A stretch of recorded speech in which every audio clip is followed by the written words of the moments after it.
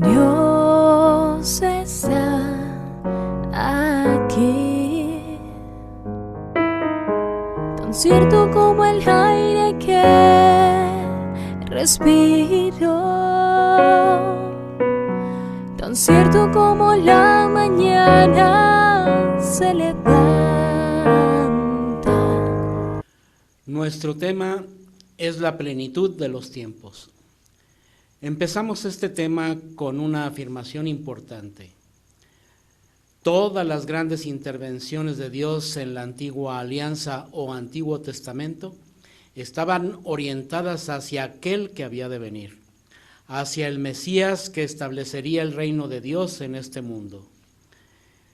Este momento único en la historia, que es llamado la plenitud de los tiempos, aconteció cuando Dios envió a su Hijo nacido de una mujer. Nos dice Gálatas 4:4-5. El Antiguo Testamento es una preparación para la venida del Mesías. Todo en él anuncia a Cristo y confluye en Cristo. Cristo es el centro del plan de Dios. Una mirada a Efesios 1:3-19 nos dará un magnífico panorama de esta situación. Con Jesús, el Cristo, han llegado los últimos tiempos, dice Hebreos 1:2, o como lo llama 2 de Corintios 6:2. Él es el tiempo de la salvación. Con su muerte se realiza la victoria de Dios sobre el mal y Satanás. En él, Dios realiza la alianza nueva y eterna. Con él se abre el paraíso que estuvo cerrado durante tanto tiempo. Por él se nos da el Espíritu que transforma al hombre dándole la nueva vida. Él es el centro de la historia. Es el principio y el fin, el alfa y la omega. Él es el mismo ayer, hoy y siempre. El que era, es y viene. El que continúa presente en su iglesia, dice Hechos 4:12. No se nos ha dado otro nombre en el que podamos ser salvos. Debe quedar muy claro esto. El Hijo de Dios se encarnó en una época y circunstancias muy concretas. Como los mismos evangelistas lo ponen de relieve, y entrando en la situación política, vemos que a raíz de la entrada de Pompeyo a Jerusalén en el año 63 a.C., Palestina va a depender de Roma de ahí en adelante. Con el reinado de Augusto en el año 30 a.C., Roma controla toda el área mediterránea y se viven años de paz como nunca antes habían conocido. En Palestina va a reinar Herodes el Grande, quien es puesto por Roma y lo hace desde el año 37 hasta el 4 a.C. Extranjero y además escéptico en materia religiosa, Herodes es un hombre astuto, ya que para halagar a los judíos, a los cuales gobernaba, inicia las obras de restauración del templo de Jerusalén en el año 19 a.C. Y para tener contento también al emperador, construye templos romanos y la ciudad llamada Cesarea Marítima. Como gobernante fue un hombre despótico y tiránico en extremo, y durante su reinado nace Jesús. A la muerte de Herodes, Roma reparte el reino entre sus hijos. Arquelao es nombrado etnarca de Judea, Samaria e Idumea. Pero siendo Arquelao tan cruel como su padre, es destituido años después, pasando a ser gobernadas estas tres regiones directamente por Roma mediante procuradores. Otro de los hijos, Filipo, es nombrado tetrarca de Transjordania del Norte. Funda la ciudad de Cesarea de Filipo y ya a su muerte le sucede Herodes Agripa I.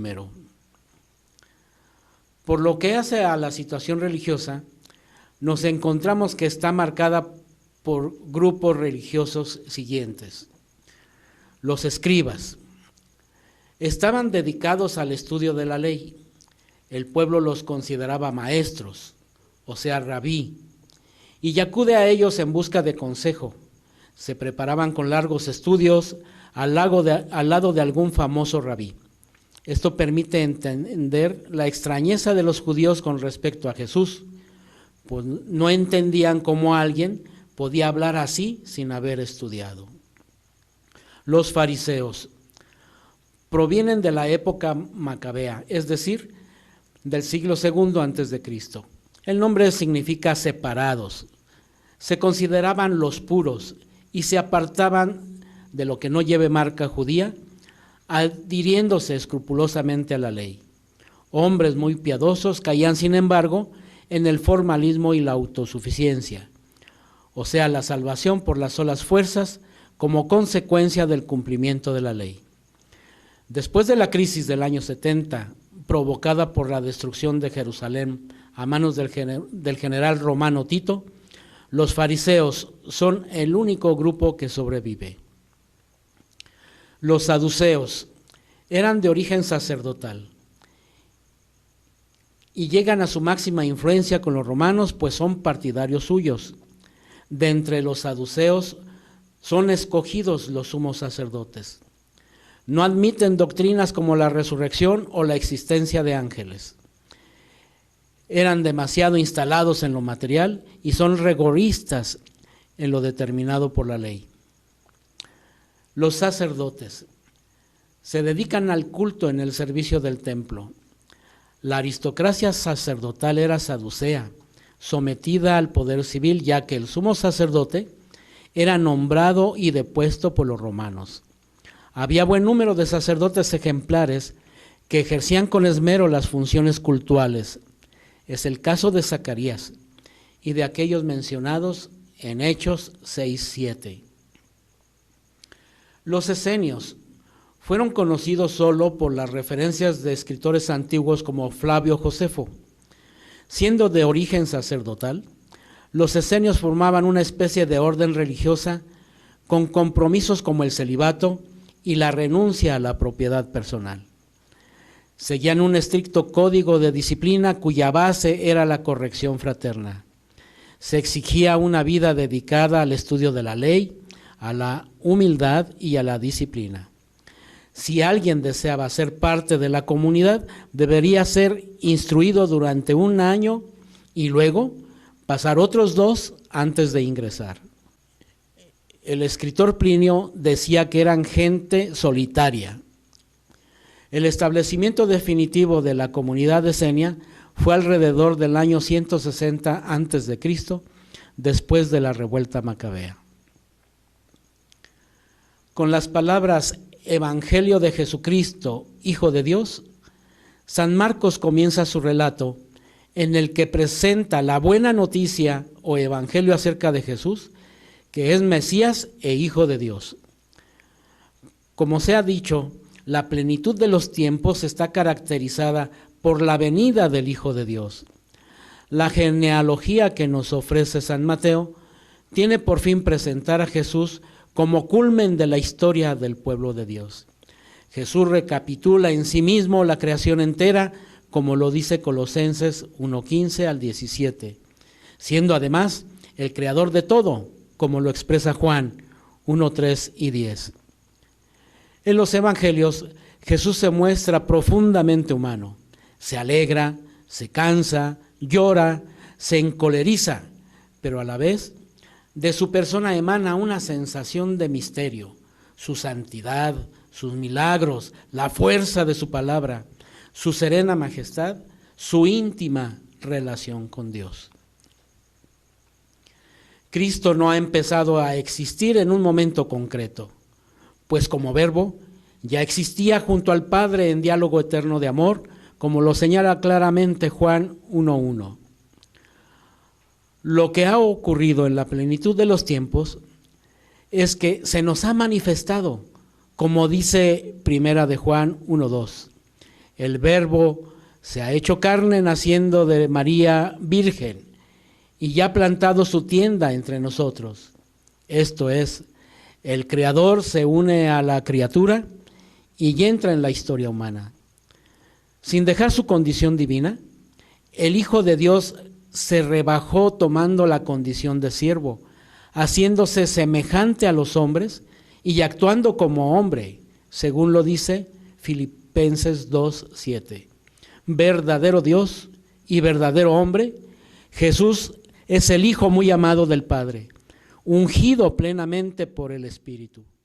Estando libre de pecado, se encuentra unido a nosotros por su humanidad que le hace hermano nuestro.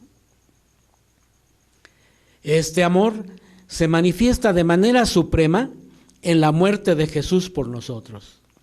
Una muerte en la que el Hijo muy amado del Padre se entrega consciente, libre y voluntariamente, movido por el amor redentor a los hombres. De este modo, gracias a su obediencia, hemos sido salvados y ya ha quedado restaurada la alianza de Dios con los hombres. El sacrificio único de Cristo es de una eficacia universal, perfecta y definitiva. En la cruz, Jesús destierra definitivamente el poderío de Satanás y atrae hacia sí a todos los hombres. Si San Juan contempla la cruz como inicio del triunfo de Cristo, San Pablo la ve como el extremo de la humillación. En todo caso, esa cruz culmina con la resurrección. Jesús se entrega hasta el extremo al amor del Padre que le inunda con su gloria en la resurrección. La resurrección no significa solo vuelta a la vida, sino glorificación, paso de este mundo al Padre.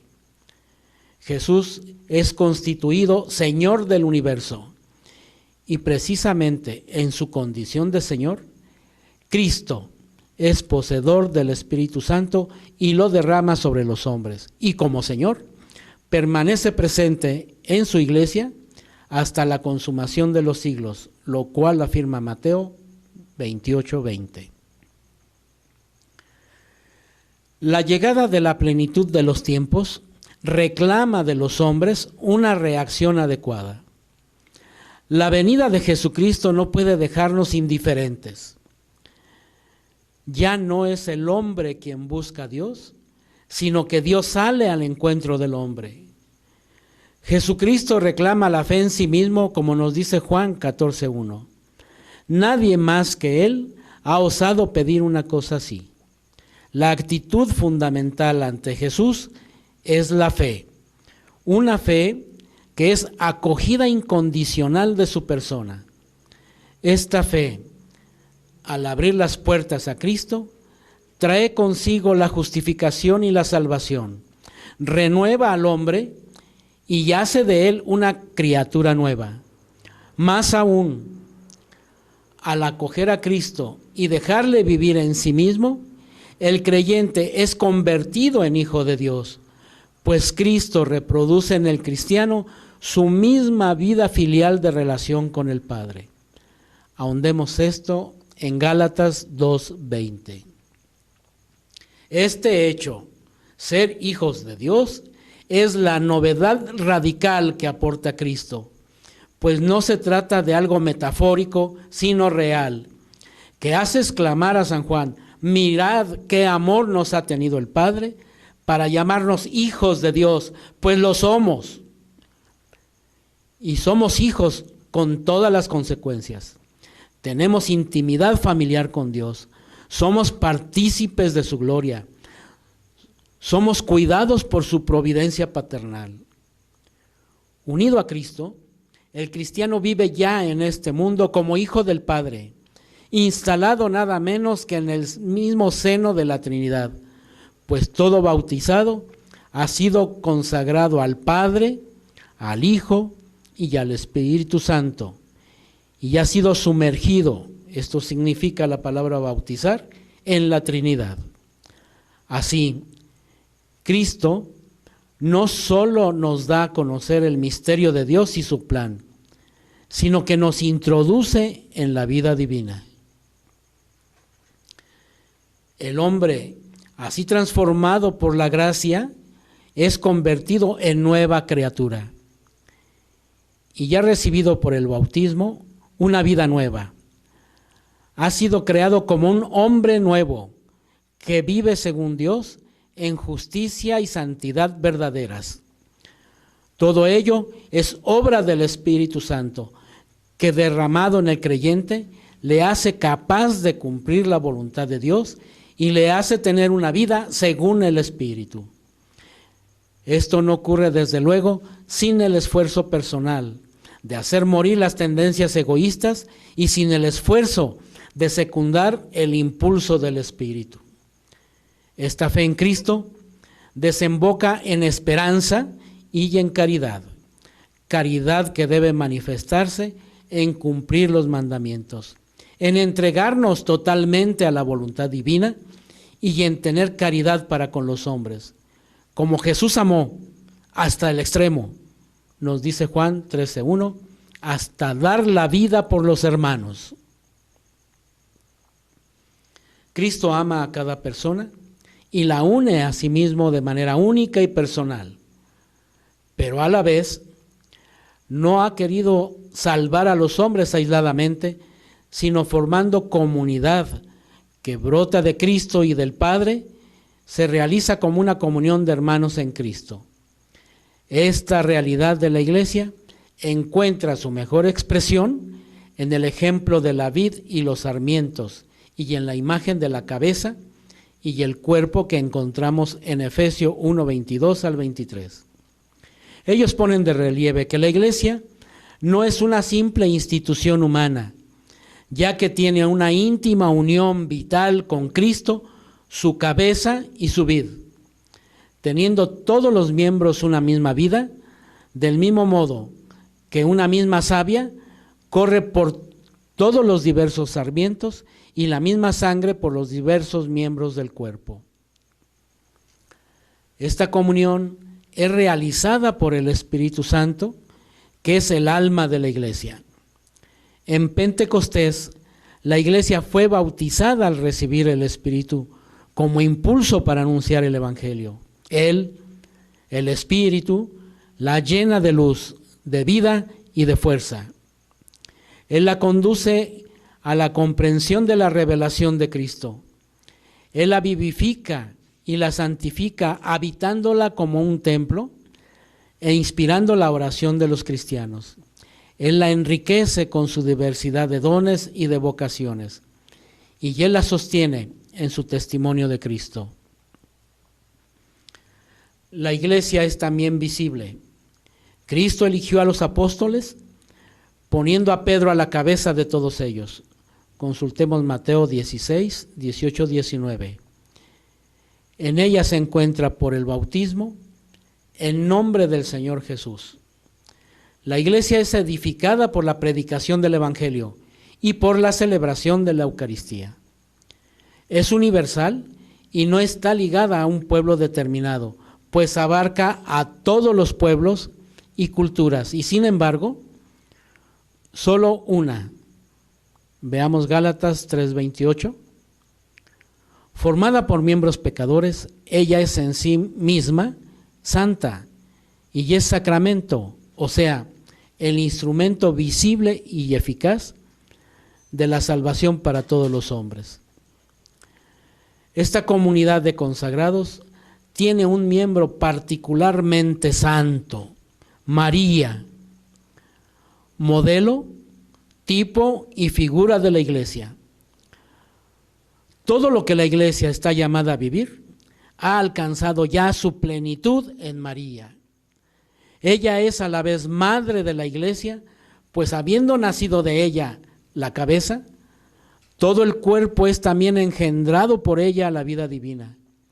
Todas las gracias vienen de Dios, con la colaboración maternal de María, que intercede sin cesar por la Iglesia. Estamos ya en la plenitud de los tiempos, pero la historia de la salvación debe llegar a su consumación. Desde sus comienzos, la Iglesia está orientada hacia la parusía, o sea, hacia la segunda venida de Cristo. Los cristianos permanecen en espera hasta que el Señor vuelva, y la Iglesia, que está en el mundo sin ser del mundo, se encuentra proyectada hacia el futuro en el que alcanzará su plenitud. Jesús mismo habló repetidas veces de su segunda venida. En la misma línea, San Pablo recuerda frecuentemente esa segunda venida a sus comunidades. Por su parte, el Apocalipsis está empapado de la esperanza de la segunda venida de Cristo, que queda resumida en la oración de las primeras comunidades. Ven, Señor Jesús. Nada sabemos de la fecha de la parusía, pues Dios la ha querido mantener en secreto. Consultemos Marcos 13:32. Y poco sabemos del cómo se realizará, pues los textos que hablan de ello están escritos en lenguaje apocalíptico, en donde es difícil saber dónde termina la imagen y dónde comienza la realidad. Lo que sí parece concluirse es que la parusía estará precedida de un especial desencadenamiento de las fuerzas del mal. Consultemos Mateo 24, 4 al 13. Y que antes de que se realice, se habrá producido el anuncio del Evangelio en el mundo entero. Mateo 24, 14. El Nuevo Testamento nos enseña el sentido salvífico de estos hechos. La venida gloriosa y definitiva de Jesús al final del tiempo afectará a la humanidad entera. No sabemos si ello implica una destrucción del mundo actual, como parece sugerir la segunda de Pedro 3:10, o más bien una purificación del mismo, como parecen indicar las expresiones de San Pablo. La parusía es sobre todo la hora de la resurrección general a la vida o a la muerte eternas, lo cual indica una venida de Jesús como juez definitivo y universal. Consultemos 2 de Corintios 5:10. En este momento final, todo quedará sometido a Cristo y Él a su vez lo someterá a su Padre, quedando establecido el reino de Dios, que será todo en todos. El triunfo de Cristo sobre Satanás y el pecado será manifiesto e irresistible, y el último enemigo aniquilado será la muerte. Consultemos 1 Corintios 15, 54 al 57. Desaparecerá también todo dolor y sufrimiento, dice Apocalipsis 21:4. Con la segunda venida de Cristo será renovado el hombre entero, incluido su cuerpo, como lo señala la 1 de Corintios 15, 52 al 53. La dicha eterna de los creyentes será la intimidad total con aquel en quien creyeron. Estaremos siempre con el Señor, dice 1 de Tesalonicenses 4, 17. He aquí algunas de estas actitudes del cristiano que va a la morada definitiva. Una actitud de esperanza, que es deseo vehemente de alcanzar lo prometido. La venida del Señor y la unión eterna con Él es el objeto esencial de la esperanza cristiana. Una actitud de vigilancia, que es atención amorosa a la venida del Señor, para no distraerse con las cosas del camino, perdiendo de vista lo único que de verdad importa. Esta vigilancia implica conciencia de la propia debilidad y rechazo de aquello que haga peligrar su salvación eterna. Una actitud de provisionalidad, que es desprendimiento de las realidades de este mundo, reconociendo que el tiempo es corto y la escena de este mundo pasajera. Una actitud que vea el sufrimiento y la persecución como un precio muy bajo en comparación con la gloria que se espera. Consultemos Romanos 8:18. Y una actitud de alegría, que se apoya en la esperanza de alcanzar la plenitud de la salvación y de la felicidad. Finalmente, una actitud de conciencia de que todo en este mundo es deficiente en comparación con lo perfecto que solo vendrá al final. Hemos terminado nuestro recorrido por las principales etapas de la historia de la salvación. Pero esta historia de la salvación continúa. Hay que seguir recorriendo paso a paso la historia de la Iglesia para descubrir que es permanente la acción maravillosa de la mano invisible de Dios. Dios tiene un plan maravilloso para nuestro tiempo y está actuando para cumplirlo, pero desea contar con nosotros, ya que normalmente no hace nada sin nuestra participación. Estamos embarcados, lo queramos o no, en la fascinante aventura de nuestra salvación y de la de los demás. Cristo, resucitado y glorioso, sigue rigiendo los destinos de la Iglesia y de la humanidad. Por eso, hemos de confiar en su guía poderosa. Como en otras épocas, la frágil barca de Pedro sufre los embates de las olas y las dificultades parecen hundirla. Pero Jesús permanece en esa barca y nos repite como a los apóstoles: ánimo, soy yo, no temáis. Para que se realicen los planes de Dios en esta etapa de la historia, es necesaria nuestra docilidad al Espíritu y nuestra entrega incondicional para secundar la acción de Dios.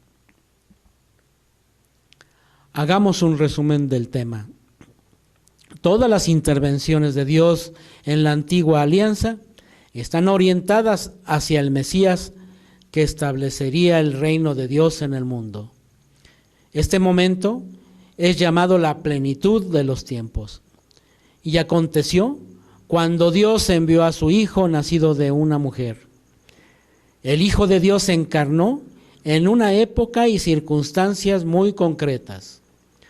Los principales grupos político-religiosos del tiempo de Jesús fueron los escribas, hombres dedicados al estudio de la ley. Los fariseos, que significa separados, se consideraban los puros. Eran muy piadosos, pero caían en el formalismo. Los saduceos eran de origen sacerdotal. No admitían la resurrección ni la existencia de los ángeles. Los sacerdotes, dedicados al culto del templo, en época de Jesús, el sumo sacerdocio lo detentaba la familia de Anás. Los esenios formaban una especie de orden religiosa con vida común y compromisos como celibato y renuncia a la propiedad personal. El misterio de Jesús se puede resumir en 3 fases. La encarnación. El Verbo se hace carne naciendo de María Virgen. La pasión. El sacrificio único de Cristo es de eficacia universal, perfecta y definitiva. En la cruz Jesús destierra el poder de Satanás. La resurrección no significa solo vuelta a la vida, sino glorificación y paso de este mundo al Padre. La llegada de la plenitud de los tiempos reclama de los hombres una reacción adecuada. Daos cuenta del momento en que vivís, dice Romanos. La venida de Jesús no puede dejarnos indiferentes. Cristo no quiso salvar a los hombres aisladamente, sino formando comunidad. La Iglesia no es una simple institución humana. El Espíritu la vivifica y la santifica habitándola como un templo e inspirando la oración de los cristianos. La Iglesia abarca a todos los pueblos y razas, pero es solo una. Esta comunidad de consagrados tiene un miembro particularmente santo, María. Estamos ya en la plenitud de los tiempos, pero la historia de la salvación debe llegar a su consumación. Los cristianos permanecen en la espera hasta que el Señor vuelva. Nada sabemos de la fecha de la parusía, pero se concluye que estará precedida de un desencadenamiento de las fuerzas del mal contra Cristo y su Iglesia. La parusía es la hora de la resurrección general a la vida o a la muerte eterna. El triunfo de Jesús sobre Satanás será manifiesto e irresistible.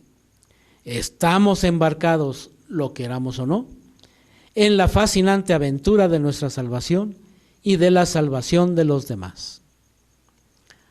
Los invitamos a responder en equipo las preguntas que aquí aparecen.